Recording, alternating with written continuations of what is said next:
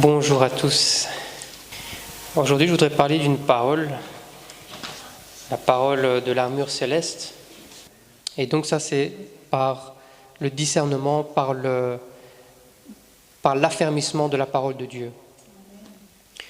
Donc je voudrais prendre Éphésiens chapitre 6, versets 10 à 12, pour commencer. Les armes du chrétien. Au reste, fortifiez-vous dans le Seigneur et par sa force souveraine. Revêtez-vous de toutes les armes de Dieu, afin de pouvoir tenir ferme contre les manœuvres du diable.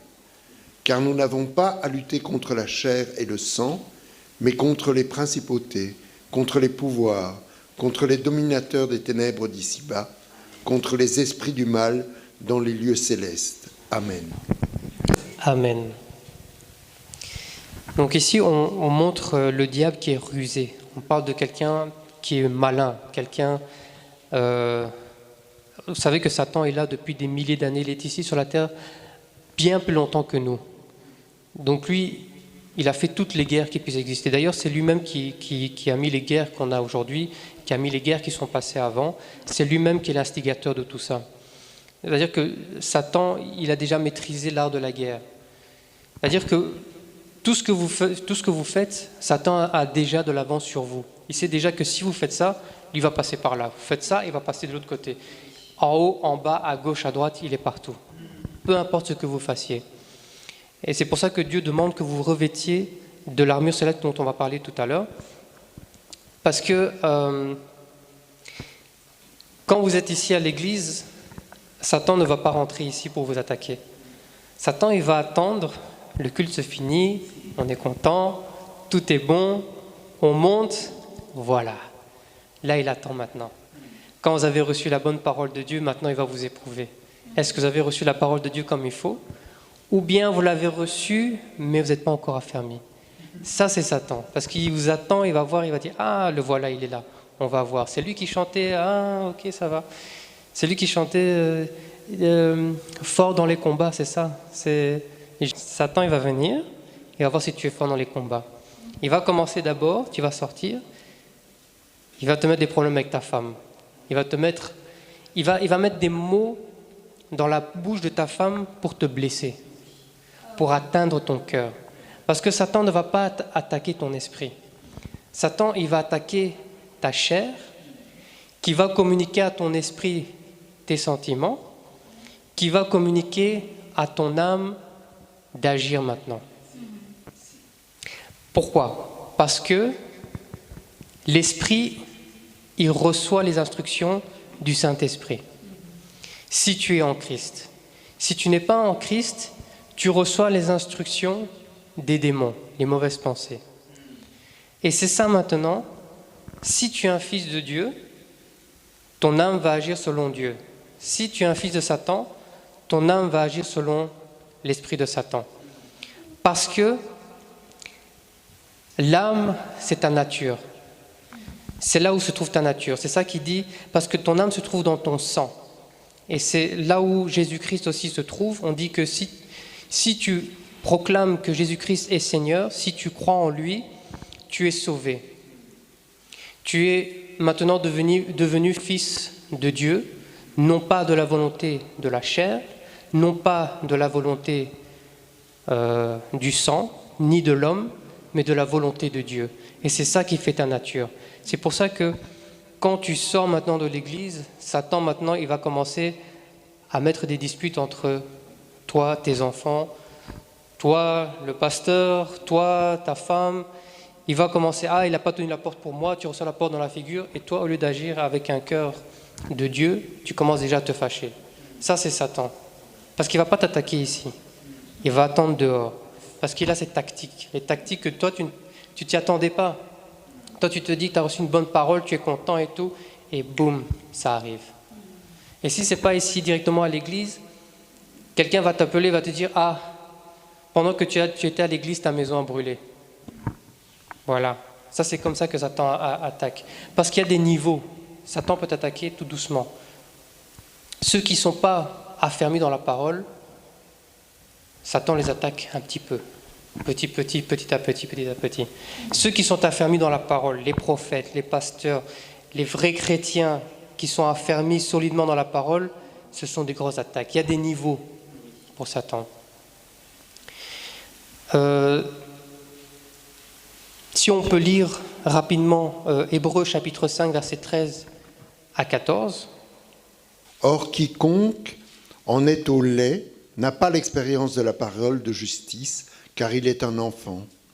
Mais la nourriture solide est pour les hommes faits, pour ceux qui, par l'usage, ont le sens exercé au discernement du bien et du mal. Amen. Amen. Amen. Ici, on parle des hommes qui sont exercés à la parole par le jugement du bien et du mal. Quand vous marchez avec Dieu, le Saint-Esprit vous révèle si ça vient de Dieu ou pas. Et comment vous savez que ça vient de Dieu quand Dieu vous dit ça? Je vais vous donner un exemple. Il y a quelques années, j'ai postulé pour un travail, on m'a proposé un travail, un très bon travail que je cherchais depuis longtemps. Et j'ai eu le travail. Mais après ça, il y a eu des difficultés. Difficultés sur les licences, difficultés sur les machines, difficultés sur plein de choses. Et ça faisait traîner les choses, Et entre-temps, d'ailleurs presque en même temps qu'on m'a proposé ce travail-là, on m'a proposé un autre travail qui est tout aussi bien. Et ce travail-là, je pouvais l'avoir directement. Je commençais directement, je pouvais aller assez loin, mais ça n'allait pas me servir dans mon avenir. Et j'ai commencé à réfléchir. J'ai commencé à me dire, mais en fait, pourquoi une grande bénédiction arrive, et puis, alors que je n'avais rien au départ, personne ne voulait de moi, là, tout à coup, j'ai deux choix. Là, j'ai compris que, il y en a un qui vient de Dieu, il y en a un qui ne vient pas de Dieu. Et celui qui met du temps, c'est celui de Dieu. Parce que Dieu, il veut travailler sur ta patience. Il veut te montrer en fait que ta bénédiction se trouve là, mais tu dois être patient. Et l'autre côté, ça c'est maintenant Satan qui te propose un autre travail qui ressemble à celui que Dieu te propose. Mais trop facile. Quand c'est trop facile, ça ne vient pas de Dieu. Quand c'est trop facile, tu as trop envie de commencer, tu as trop envie de te lancer, et c'est là en fait que tu te casses la figure. Donc prenez le temps, réfléchissez. Je vais vous donner un autre exemple aussi. Ça n'a rien à voir avec moi, mais je donne un exemple. Par exemple, il y a des hommes ou des femmes qui veulent se marier, ils ne trouvent pas, et puis d'un coup, voilà, ils trouvent l'homme, ils trouvent la femme de leur vie, ils annoncent leur mariage, et comme par hasard, tout à coup, il y a 5 hommes aussi qui veulent te marier. Il y a 5 femmes qui veulent te marier. C'est pas normal. C'est pas normal. À un moment, tu ne trouves pas, et puis d'un coup, tu as tout en même temps. Ça c'est comme ça que Satan il agit. Maintenant, je vais vous donner 2 exemples aussi qui me sont arrivés. C'était il y a quelques années, il y a presque une dizaine d'années. Je devais passer des examens écrits. Et bien avant, j'avais déjà eu l'expérience de ces examens-là, donc je savais comment ça se passait. Donc le jour où j'arrive aux examens, on me demande des documents que je n'ai pas. On me dit « Ah, mais non, la loi a changé. Depuis, ça faisait 1 ou 2 mois que ça avait changé, donc personne ne m'avait mis au courant. » Je dis « C'est pas grave, j'ai perdu une journée d'examen, c'est pas grave, je vais aller chercher les documents qu'on m'a demandé. » Donc je vais là-bas, chercher les documents, et j'ai passé plus de 3h30 à attendre, et je ne pouvais plus attendre parce que j'avais un rendez-vous très important. Donc, j'ai pas eu les documents ce jour-là. Je me suis dit, je vais aller très tôt le lendemain matin, parce que je voulais passer mes examens vraiment cette semaine-là. Pour moi, c'était cette semaine-là pour avancer après. Le lendemain, je vais un peu plus tôt. Après 1h, 1h30, on me reçoit, j'ai apporté tous les documents qu'on m'avait demandé. On me dit, ah non, on ne peut pas vous donner les documents parce que nous avons besoin maintenant de l'approbation du propriétaire. En fait, j'avais besoin d'une adresse. Mais je dis, mais tout ce qu'on me demande ici, ce sont tous les documents que je vous ai apportés. En fait, j'avais 3 ou 4 options. C'était soit je viens avec le propriétaire, soit j'apporte tous mes documents, soit je viens avec un roommate, c'est un colocataire, qui approuve que j'habite avec lui et qui a une facture avec lui. Bon, moi je suis venu avec tous les documents, c'était plus facile pour moi. Donc, ce jour-là, il m'a dit non, c'est pas possible, il faut maintenant l'approbation du propriétaire. Alors que dans la liste, on ne dit pas ça. Bon, c'est pas grave. Je ne pouvais pas discuter parce que j'avais de nouveau le même rendez-vous que le jour qu'hier, enfin le jour précédent. Et on me dit de venir donc avec le propriétaire. Et donc je retourne, là on me demande les documents, et je dis non, malheureusement je ne peux pas avoir les documents, je dois venir avec le propriétaire jusque là-bas. On me dit, ah mais non, le propriétaire il est parti en vacances, il revient dans 1 mois. Donc moi je me suis dit, bon, je vais passer un examen cette semaine-ci, je suis obligé d'attendre 1 mois avant de passer mes examens. Je me suis dit non. Et la directrice me dit, ah, tu as une autre option, tu prends un colocataire avec toi, vous allez là-bas avec une facture qu'il a reçue de téléphone, une facture d'internet, peu importe, mais qu'il a reçue à cette adresse-là. Donc, je vais là-bas avec un collègue, et finalement, la personne me dit encore une fois, non, en fait, tu ne peux pas, parce que là, je regarde la personne, je dis non. Et là, je me rends compte en fait que c'est pas l'être humain qui me parle. C'est Satan qui ne veut pas que je passe mes examens. Donc j'ai regardé la personne a levé les yeux, et j'ai compris en fait que je ne regardais pas l'être humain. J'ai compris que je regardais Satan lui-même. Mais ça a pris du temps, et finalement il m'a donné mes documents, quand même. Donc je suis sorti, je suis parti dans ma voiture et j'ai commencé à rigoler. Pourquoi j'ai commencé à rigoler? Parce que c'était une période où je priais beaucoup, et j'ai compris en fait que Satan ne sait plus se cacher en fait. J'ai compris en fait que quand quelqu'un me refuse quelque chose dont j'ai droit, j'ai compris que ce n'est pas l'homme qui me le refuse, c'est l'esprit derrière qui me le refuse. Donc j'avais commencé à rigoler. C'était ça que je voulais partager. Il y a aussi une situation très courte qui m'est arrivée. Je raconte ça très très vite. Je rentrais justement de ce voyage-là, après au moins 6 à 7 mois. Et c'est une période où je commençais à postuler partout et personne ne voulait de moi. Je ne comprenais pas. Je me dis, mais enfin, je ne vais pas continuer sur quand même le travail que je fais maintenant, toute ma vie. J'ai les compétences, j'ai tout ce qu'il faut, j'ai tous les documents qu'il faut. Je ne comprends pas. Et j'avais perdu beaucoup de poids. Et je commençais à être très très fatigué quand j'allais au travail. Je revenais très fatigué alors que je n'avais pas l'habitude. Alors j'étais voir quand même un médecin pour qu'il me dise que je n'ai pas une anomalie ou quoi. Et j'ai prié Dieu, j'ai dit, ah Seigneur Dieu, donne-moi... On m'avait dit, non, c'est le docteur qui va venir, c'est quelqu'un que tu ne connais pas, c'est pas celui d'habitude, il n'est pas là, il est en vacances. Ok, bon, je prends quand même, puisque je suis là, je prends le docteur. Et je prie le Seigneur Dieu de me donner un bon docteur. Quand je le vois arriver, je ne savais pas que c'était lui, je prie le Seigneur que ce ne soit pas lui. Pourquoi? Je ne sais pas. J'ai prié que ce ne soit pas lui. Malheureusement, c'était lui. Je rentre dans la salle, et il commence à m'examiner, il me pose plein de questions, et lui-même, il me dit non. Laisse tomber le travail là, ne postule pas dans ce domaine-là, laisse vraiment, ne continue pas ça. Et je me dis mais non, j'ai dépensé toute ma vie là-dedans, j'ai dépensé tout mon argent, je ne peux pas laisser tomber ça. Il lui-même me décourageait, j'avais compris en fait que ce n'est encore une fois pas lui qui me parle, c'est un esprit qui me parle derrière.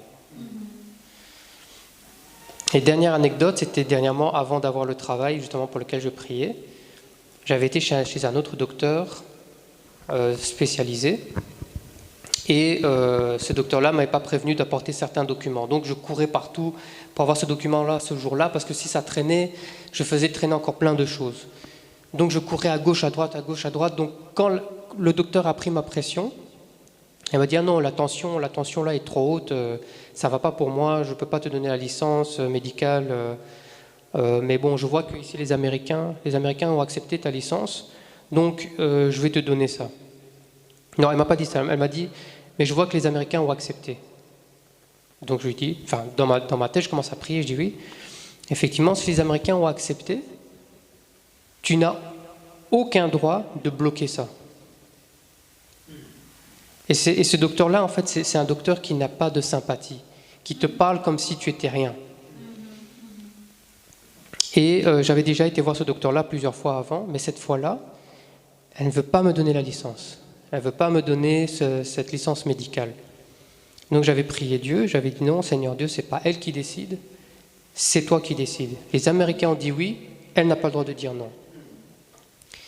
Et cette fois-là, alors que les autres fois elle ne m'a pas proposé, elle m'a demandé, tiens, est-ce que je peux déjà te programmer pour le prochain médical ?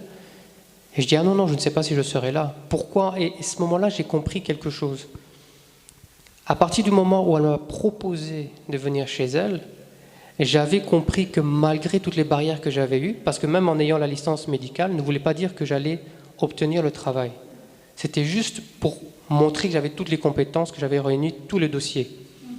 Et j'avais compris quand on m'a posé la question, est-ce que je peux te mettre dans le prochain programme de l'année prochaine ? J'ai compris en fait que j'avais reçu le travail. J'ai compris parce que si elle me propose, alors que les autres fois elle m'avait déjà vu, c'est que l'esprit qui était en elle n'avait pas senti que j'avais le travail. Donc elle m'a pas proposé les autres fois. Mais cette fois-là, elle m'a proposé parce qu'elle a senti que j'avais reçu le travail. Non pas elle, mais l'esprit derrière a compris que j'ai eu le travail. Donc c'est des petites choses comme ça que Dieu, il te forme dans ces choses-là. Quand tu lis la Bible, comme ici, il dit dans Hébreux 5, verset 13 et verset 14, je lis verset 14, « Mais la nourriture solide est pour les hommes faits, pour ceux dont le jugement est exercé par l'usage à discerner ce qui est bien et ce qui est mal. » C'est ça en fait, quand vous priez, quand vous lisez la Bible, Dieu commence à vous montrer, vous commencez à avoir le discernement du bien et le discernement de mal. Ce n'est pas vous qui le voyez, c'est l'Esprit qui vous le dit en fait, qui vous montre, qui vous dit, tiens, là tu ne parles pas à un homme, là tu parles à un esprit. Agis aussi en esprit, prie. Prie selon ce que tu connais. Dans Luc chapitre 4, quand Jésus il a été poussé par le Saint-Esprit dans le désert, qu'est-ce que Satan il a fait ? Satan l'a attaqué par la parole. Qu'est-ce que Jésus l'a fait ? Il a répondu par la parole. Ça, c'est quelqu'un qui est affermi, quelqu'un qui est fait, quelqu'un qui a appris à discerner le bien du mal. Si on peut lire dans Jean, chapitre 1, versets 12 et 13. « Mais à tous ceux qui l'ont reçu, elle a donné le pouvoir de devenir enfants de Dieu, à ceux qui croient en son nom et qui sont nés, non de son sang, ni de la volonté de la chair, mais de la volonté de l'homme, mais de Dieu. Amen. » Amen. Ça, c'est ce dont j'avais dit tout à l'heure. Pour devenir enfant de Dieu, vous devez lire la Bible, vous devez croire en Christ. Parce que c'est le Saint-Esprit qui se trouve dans la Bible qui va vous révéler ces choses du discernement du bien, du mal. Vous serez appelé enfant de Dieu, et quand vous êtes enfant de Dieu, Dieu vous parle, Dieu vous donne des révélations, Dieu vous instruit. Et donc on va continuer finalement dans Éphésiens 6, le verset 13. Verset 13. « C'est pourquoi prenez toutes les armes de Dieu afin de pouvoir résister dans le mauvais jour et tenir ferme après avoir tout surmonté. Amen. » Amen. Ici, on nous demande de prendre toutes les armes parce que on est toujours dans le combat. Si vous ne savez pas que vous êtes dans le combat, Satan, lui, sait qu'il est dans le combat avec vous parce que vous êtes des enfants de Dieu, faits à l'image de Dieu. Donc, lui, vous combattra toujours. Ce que Satan, il aime, ce sont les chrétiens qui sont ignorants. Ceux qui ne savent pas qu'ils sont dans un combat. Ceux qui connaissent la Bible, mais qui ne savent pas que tous les jours, ils sont dans un combat. Satan, il aime cela. Pourquoi ? Parce qu'ils sont entre la vie et la mort. Quand je dis la vie et la mort, c'est spirituel. C'est-à-dire qu'ils ont un pied dans le paradis, un pied en enfer. D'ailleurs, même aujourd'hui, il y en a qui arrivent même à étonner Satan. Après toutes ces années, ces milliers d'années qu'il est sur terre, après tous les combats, ils arrivent à étonner Satan. Pourquoi ? Parce que Satan les voit toujours à l'église prier, affermis dans la parole de Dieu, il les voit même spirituellement les 2 pieds au paradis, et le lendemain, il se trouve en enfer. Et là, Satan, il prend tout son plaisir. Là, Satan, il commence à appeler tous ces démons et il dit, attendez. Est-ce que c'est pas lui qu'on a vu hier au paradis? C'est pas lui? Et on lui dit oui. Alors il commence à appeler Baal, c'est pas lui que... Oui, c'est lui. Il commence à appeler maintenant Belzébul, c'est pas lui? Oui. Et le dernier qu'il appelle, c'est la mort. Satan, il appelle la mort, il dit, est-ce que c'est pas lui qu'on a vu prier hier, qui était avec le pasteur, les prophètes, qui prêchait, qui délivrait? Oui, c'est lui. Ok, est-ce que tu as de la place? J'ai un candidat qui arrive. Ça, c'est ce qui dit à la mort. Donc Satan, lui, il rigole pas. Si vous ne savez pas que vous êtes dans le combat, lui, il sait qu'il est dans le combat avec vous. Et c'est pour ça que je vous fais lire ce passage-là, pour conscientiser que la vie, c'est pas ce qu'on voit ici dans la chair. Ici, l'apôtre Paul nous parle d'un combat spirituel. Ce combat spirituel, c'est le combat qu'on ne voit pas. On peut le voir seulement en esprit, parce qu'on dit que Dieu parle tantôt d'une manière, tantôt d'une autre. On a commencé le culte en parlant des rêves qu'on avait, des attaques qu'on avait, parce que Satan nous attaque dans les rêves. Mais ça, c'est si Dieu veut bien nous le montrer. Si on est dans la parole, si on reste dans les prières, louange, adoration, Dieu nous révèle ces choses-là. Dieu nous donne le discernement. Et si on peut lire maintenant le... Verset 14. Tenez donc ferme, ayez à vos reins la vérité pour ceinture, revêtez la cuirasse de la justice. Amen. Amen. Amen. Ici, on parle de 2 armures. Alors, il y a la cuirasse de la justice et la vérité pour ceinture. La ceinture, en fait, veut représenter le vêtement qu'ils portaient à l'époque, c'est pour tenir leurs vêtements avant d'aller au combat, pour que tout tienne bien. Ça représente les chrétiens qui sont stables. Ça, Satan, il aime bien ceux qui sont stables, parce qu'il veut les déstabiliser. Donc, il demande de porter la ceinture bien serrée au rein pour aller au combat. C'est ça, en fait, le fondement de la vérité, de notre sincérité envers Dieu. C'est cette ceinture-là qui représente ça. Ensuite, on a la cuirasse de la justice. La cuirasse de la justice, c'est pour empêcher les mauvaises paroles d'atteindre notre cœur. Comme j'avais donné l'exemple tout à l'heure, quand on sort de l'église, c'est là où Satan nous attaque. Il nous attaque à travers la famille. On reçoit des paroles méchantes, non pas que les personnes pensent à ça, mais c'est parce qu'à ce moment-là, les personnes sont fâchées. Et nous, on met ça dans notre cœur. Et ça nous détruit. C'est pour ça qu'on demande la cuirasse de la justice, afin que les mauvaises paroles n'atteignent pas notre cœur. On peut continuer au verset 15. Mettez pour chaussures à vos pieds les bonnes dispositions que donne l'évangile de paix. Amen. Amen. Ça, chaussures que donne l'évangile, ça c'est pour proclamer la parole de Dieu, aller évangéliser la parole de Dieu, aller dire les bienfaits de l'Éternel, aller témoigner ce que Dieu a fait pour vous. Ça c'est pour aussi vous affermir dans la parole, c'est pour vous entendre aussi parler de ce que Dieu a fait pour vous, ne pas les oublier. Parce que si vous entendez quelqu'un parler de la parole de Dieu, vous pouvez comprendre aussi la sincérité, le combat qu'il a eu.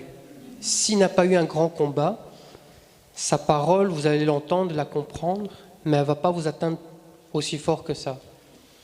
Mais si vous entendez cette parole-là de quelqu'un qui a vécu des combats, vous sentez l'onction qui sort même de sa bouche, vous sentez l'onction des paroles qui sortent de sa bouche, vous sentez la difficulté qu'il a eue, vous entendez les combats qu'il a eus, et c'est ça qui touche, c'est ça que Dieu demande, c'est d'aller évangéliser, proclamer ce qu'on a eu de Dieu, proclamer les bienfaits de Dieu. Amen. On peut continuer. On est au verset 16, je pense. Verset 16. Prenez en toutes circonstances le bouclier de la foi, avec lequel vous pourrez éteindre tous les traits enflammés du malin. Amen. Amen. Le bouclier, il y a plusieurs sortes de boucliers, selon le combat qu'on mène. Là, je parle du bouclier physique. Il y a le bouclier à l'époque pour les petites flèches, les flèches en bois, les flèches en métal, c'était des boucliers différents. Il y avait des petits et des grands. Il y avait ceux qu'on mettait devant avec les boucliers qui recouvrent tout le corps. Il y en avait ceux qu'on mettait un petit peu à l'arrière qui protégeaient seulement le torse. Et c'est ce bouclier ici dont on parle, de sortir le bouclier. On ne dit pas quel bouclier, c'est à vous de savoir dans quel combat vous êtes. C'est à vous de savoir en fait comment bloquer les flèches enflammées du malin. Dans le psaume 91, on parle des flèches qui volent de nuit, les flèches qui volent de jour. Ça, ce sont les mauvaises paroles des sorciers qui envoient contre vous. Et la parole de Dieu dit dans le psaume 91 que 1000 tombent à mon côté et 10 000 que je ne sois pas atteint. Et c'est ce bouclier qui nous aide à combattre tous les traits du malin, parce que Satan n'arrête pas. Il a dit dans Luc chapitre 4, quand il a tenté Jésus-Christ, il n'a pas dit « Ok, maintenant je laisse Jésus-Christ tranquille ». Il a dit « J'attends un moment favorable ». C'est-à-dire qu'à un moment donné, tu vas baisser la garde. Et ici, l'apôtre Paul nous demande de se revêtir tout le temps de ce bouclier, de rester ferme dans la parole de Dieu. Parce que ce bouclier va nous aider en fait à ne pas être touché par les traits enflammés du diable, du malin. Ça atteint notre esprit. Il nous attaque dans la chair, mais ça atteint notre esprit. C'est ça qui va détruire notre esprit. Et porter le bouclier solide dans la prière, c'est un bouclier qui nous protégera tous les jours. On peut continuer verset 17. Prenez aussi le casque du salut et l'épée de l'esprit, qui est la parole de Dieu. Amen. Le casque du salut représente le casque qui bloque les mauvaises pensées. C'est qui met les mauvaises pensées? C'est Satan qui met les mauvaises pensées. Qui va te dire « Ah tiens, tu vois ce que ta femme a fait, hein, tu vois ?» Et tu commences à avoir des mauvaises pensées. Tu commences à avoir la haine. Et là, le casque du salut, c'est ça qui va nous aider à ne pas recevoir ces paroles-là. Dès qu'on les reçoit, on prie. Dès qu'on reçoit les mauvais rêves, les mauvaises intentions que Satan nous met dans la tête, c'est ce casque du salut qui va bloquer ces mauvaises pensées, qui va bloquer ces mauvaises envies, afin d'avancer avec Dieu. La parole ici dont on parle, l'épée, c'est la parole de Dieu, remplie d'esprit, remplie d'onction. C'est ça que Jésus-Christ a utilisé contre Satan dans Luc chapitre 4. Il a répondu par la parole. La parole qui est à double tranchant, c'est-à-dire que quand elle sort de ta bouche, non seulement elle est pour ton adversaire, mais elle est aussi pour toi. Donc il faut savoir ce que tu prêches. Si tu prêches quelque chose, sache que c'est pour la personne à qui tu prêches, mais aussi bien pour toi-même. On peut continuer maintenant jusqu'à la fin. Priez en tout temps par l'Esprit, avec toutes sortes de prières et de supplications. Veillez-y avec une entière persévérance. Priez pour tous les saints, et aussi pour moi, que la parole, quand j'ouvre la bouche, me soit donnée pour faire connaître avec hardiesse le mystère de l'Évangile, pour lequel je suis ambassadeur dans les chaînes, et que j'en parle hardiment, comme je dois en parler. Amen. Amen. Ici maintenant, ce qui va déclencher l'armure, c'est la prière. C'est ça en fait qui va mettre en route votre armure. Si vous ne priez pas, votre armure ne sera pas complète. Il faut sortir de chez vous, être déjà armé de cette armure, habillé de cette armure, pardon. Et Jacob, il a dit, je suis vêtu de la cuirasse de la justice. Il a dit que c'est ça dont il est habillé, que c'est ça sa robe, c'est ça son turban, dans Jacob chapitre 29. Donc on voit que Jacob avait déjà compris qu'il y avait une cuirasse de la justice, un vêtement de justice, ce qui vous protégera. C'est pour ça qu'il a pu tenir contre les attaques du malin quand le malin est venu pour l'attaquer dans sa santé, dans sa richesse, dans ses enfants. En portant cette cuirasse de la justice, Satan n'avait nulle part où frapper encore, parce que Jacob ne se laissait pas atteindre. Il n'a pas laissé atteindre sa foi en Dieu. Et je vous recommande aussi de faire des prières pour armer votre armure, pour vous revêtir de cette armure céleste, pour combattre non pas dans la chair, mais combattre dans l'esprit. Parce que le Satan ne vous combattra pas dans l'esprit, il vous combattra dans la chair. Il va attaquer votre chair pour attaquer votre esprit, comme je vous ai déjà dit, parce que c'est votre esprit qui va déterminer à votre âme quoi faire, selon vos sentiments. La parole de Dieu, ce n'est pas une parole que vous allez recevoir et vous dire, voilà, maintenant que Dieu a dit, je peux déplacer les montagnes, ça ne veut pas dire que vous allez sortir, vous allez déplacer les montagnes. Recevoir et vous dire, voilà, maintenant que Dieu a dit, je peux déplacer les montagnes, ça ne veut pas dire que vous allez sortir, vous allez déplacer les montagnes. Si Dieu maintenant il vous dit que vous avez le don de guérison, ça ne veut pas dire que quand vous allez sortir d'ici, que vous avez forcément le don de guérison, que vous allez pouvoir guérir tout le monde. Non. Le don de guérison, il fonctionne au moment où Dieu le veut. C'est-à-dire que si Dieu vous a fait le don de guérison, vous avez le don de guérison, oui. Mais c'est Dieu qui guérit quand il veut. Et ça, c'est quand Dieu vous dit, ce qu'on appelle la parole Réma, il va vous dire, va vers cet homme-là, guéris-le. Si Dieu ne vous a pas dit ça, vous pouvez faire tout ce que vous voulez. Vous pouvez aller dire, j'ai le don de guérison, guérir, ça ne marchera pas. Pourtant, Dieu a dit, oui, tu as le don de guérison. Il faut attendre le Réma de Dieu. Il y a une parole que Pierre a reçue de Jésus-Christ, parce que Pierre est quelqu'un qui a beaucoup observé Jésus-Christ. Il a regardé comment Jésus-Christ il opérait. Il a vu qu'un jour, il y a un centenier qui est venu vers Jésus-Christ et qui lui a dit « J'ai un travailleur chez moi qui est malade. Est-ce que tu peux le guérir ?» Et Jésus-Christ, il a dit « Ok, je vais venir. » Il a dit « Non, je ne suis pas digne que tu viennes chez moi. Mais toi, prononce seulement une parole et il sera guéri. » Et là, Jésus-Christ a dit « Non, là, je n'ai jamais vu une aussi grande foi. » Il a dit « À cause de ta foi, il est guéri. » C'est-à-dire que Jésus-Christ n'a pas dû aller se déplacer. C'est-à-dire en fait que le centenier lui a dit que par sa parole, parce que lui-même qui est centenier, qui a des travailleurs en dessous de lui, quand il dit « Toi, fais ça », il fait ça. « Toi, fais ça », il fait ça. Et il a dit à Jésus-Christ « Toi aussi, prononce qu'il est guéri, il sera guéri. » Et Pierre, il s'est rappelé de ça. Alors, quand Jésus-Christ il a marché sur l'eau, si ce n'était pas Jésus-Christ, Pierre n'aurait jamais marché sur l'eau. Pourquoi ? Parce que Pierre, quand il a observé Jésus-Christ, il a dit « Ok, toi, quand tu prononces une parole, la parole Réma, je peux marcher sur l'eau. » Donc il a dit « Prononce seulement une parole, dis seulement « Viens, je marcherai sur l'eau et je marcherai sur l'eau. » Et Jésus-Christ lui a dit « Viens vers moi. » Et c'est ça le Réma. Si Jésus-Christ n'avait jamais dit à Pierre « Viens vers moi, marche sur l'eau », il n'aurait jamais su marcher sur l'eau. Et là, Pierre, il aurait compris que ce n'est pas Jésus-Christ.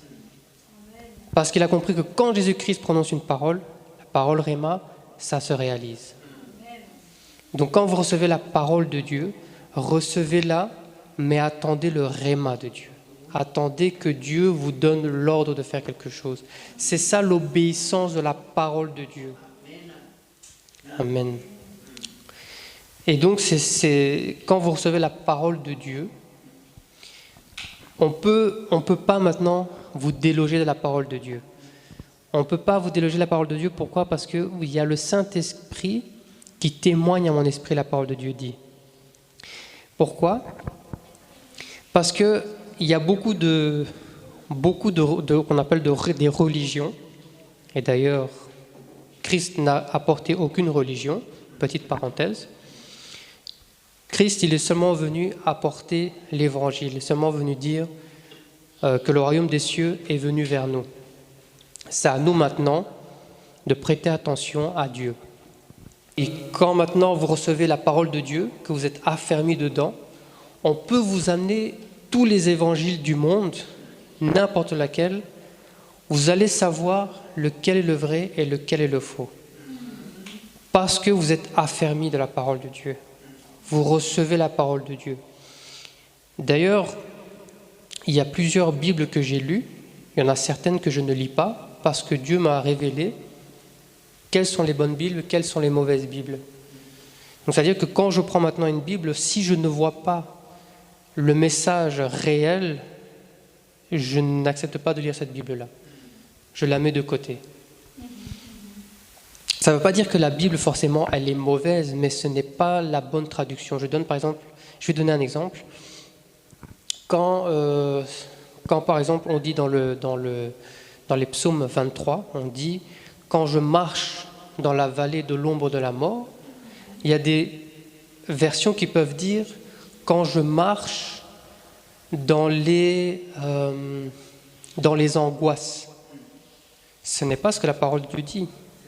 Bien que la vallée de l'ombre de la mort, bien que l'angoisse en fasse partie, l'angoisse est un mot très faible par rapport à ce passage-là.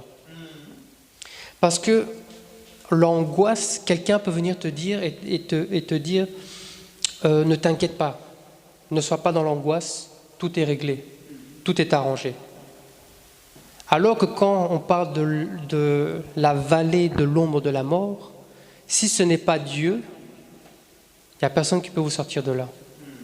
C'est comme ça que vous pouvez discerner la bonne version de la Bible. La version de la Bible ne va pas vous dire des mots cachés ou des mots inversés ou des choses comme ça. La parole de Dieu va aller directement. C'est comme ça que vous serez affermis parce que vous avez reçu du Saint-Esprit la bonne version. Parce qu'il y a plusieurs personnes qui ont l'Esprit de Dieu qui vont venir vous confirmer certaines choses. Et il y a des choses aussi quand vous vivez en Christ, quand vous savez d'où vous venez, vous savez que c'est Dieu qui vous libère de ça, parce qu'il n'y a aucun homme qui peut vous libérer de ça. Il n'y a personne qui peut vous sortir d'un problème, aussi profond qu'il soit, si ce n'est pas Dieu. C'est comme ça que vous pouvez discerner en fait qui est de Dieu, qui n'est pas de Dieu. Parce que vous-même, vous vous dites, par exemple, je prends un exemple, si maintenant je mens, personne ici ne peut savoir si je mens ou pas. Seul moi-même, je peux savoir si je mens. Seul moi-même. Et le Saint-Esprit. Et si le Saint-Esprit me dit que je mens, alors je sais que ça, c'est la bonne version. Parce que lui-même, il me dit que je mens. Et il n'y a personne d'autre ici qui sait que je mens. Alors c'est là que je sais. Si maintenant je suis quelqu'un d'alcoolique, que personne ici ne sache que je suis alcoolique, le Saint-Esprit, il va envoyer quelqu'un et dire il faut que tu arrêtes d'aller toujours là-bas, je ne sais pas qu'est-ce que tu fais, mais il faut que tu ailles. C'est là que je sais, ça vient de Dieu. Parce que même Satan ne vous dira pas d'arrêter d'aller là-bas. Satan, il vous laissera. Vous faites ce qu'il veut. Satan, il veut que vous allez boire, il veut que vous mentiez. Alors Satan va vous laisser faire. Mais quand ça vient de Dieu, quand vous lisez la parole et que vous tombez exactement dans le verset du péché que vous faites, là, vous êtes certain que c'est Dieu qui vous parle. Vous ne pouvez pas nier. Vous ne pouvez pas vous dire que ce que je lis est faux. Et c'est comme ça que quelqu'un ne peut pas vous déloger de la parole de Dieu. Parce que la parole de Dieu va vous déloger des péchés dans lesquels vous êtes. Et si quelqu'un essaie de vous amener un autre évangile, vous allez savoir qu'il y a quelque chose qui cloche. Parce que de là où Dieu vous a sorti, et ce que vous entendez de la personne là, ça ne colle pas. Et c'est comme ça que vous pouvez savoir si vous êtes dans le bon ou dans le mauvais. Voilà, donc moi je voulais vous exhorter à prier tous les matins, à sortir avec l'armure céleste, à prier tous les jours avant de sortir de la maison parce que Satan vous attend. Quand vous avez fini de prier, Satan maintenant, il attend un moment favorable pour vous faire tomber. Satan, il aime beaucoup ceux qui sont équilibrés en Christ, ceux qui ont la ceinture. Parce que ceux qui sont équilibrés, c'est ceux que Satan va attaquer très fort. Pourquoi ? Parce que comme ils sont équilibrés, Satan veut les faire tomber au plus profond, qui ne se le relève pas du tout.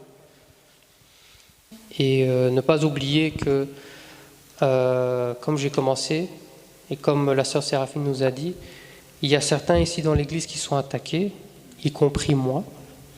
Nous sommes attaqués, et ne pas relâcher la prière.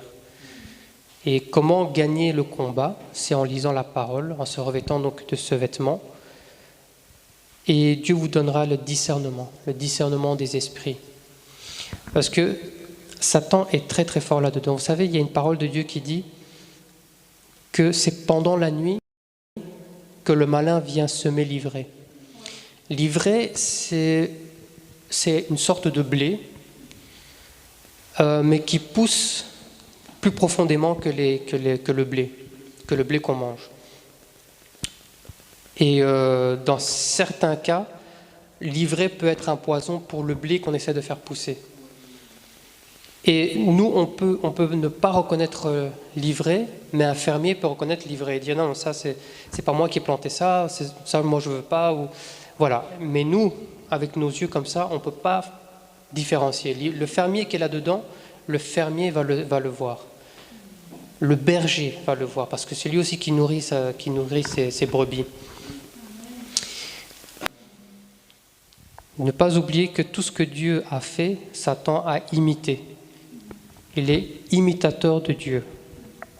Il n'a rien créé, il reprend juste ce que Dieu a fait et il en fait une image aussi. Prenez donc le temps de réfléchir, de prendre des décisions, de prier, d'attendre la révélation de Dieu, d'avoir le discernement du bien et du mal avant de prendre des décisions. Parce que Satan, quand il vous fait tomber dans son piège, vous risquez de ne plus en sortir. Comme je disais tout à l'heure, Satan va toujours venir avec quelque chose qui ressemble très fort à ce que Dieu vous propose. Dieu vous propose quelque chose de très bien, de très beau, de magnifique. Satan va venir avec quelque chose de semblable, à l'image de ce que Dieu vous propose. Mais si vous ne restez pas vigilant, vous allez tomber dans le panneau du malin. Ne pas oublier que tout ce que Dieu a fait, Satan a imité. Il est imitateur de Dieu. Il n'a rien créé, il reprend juste ce que Dieu a fait et il en fait une image aussi. Prenez donc le temps de réfléchir, de prendre des décisions, de prier, d'attendre la révélation de Dieu, d'avoir le discernement du bien et du mal avant de prendre des décisions. Si Dieu maintenant il vous dit que vous avez le don de guérison, ça ne veut pas dire que quand vous allez sortir d'ici, que vous avez forcément le don de guérison, que vous allez pouvoir guérir tout le monde. Non. Le don de guérison, il fonctionne au moment où Dieu le veut. C'est-à-dire que si Dieu vous a fait le don de guérison, vous avez le don de guérison, oui. Mais c'est Dieu qui guérit quand il veut. Et ça, c'est quand Dieu vous dit, ce qu'on appelle la parole Réma, il va vous dire, va vers cet homme-là, guéris-le. Si Dieu ne vous a pas dit ça, vous pouvez faire tout ce que vous voulez. Vous pouvez aller dire, j'ai le don de guérison, guérir, ça ne marchera pas. Pourtant, Dieu a dit, oui, tu as le don de guérison. Il faut attendre le Réma de Dieu.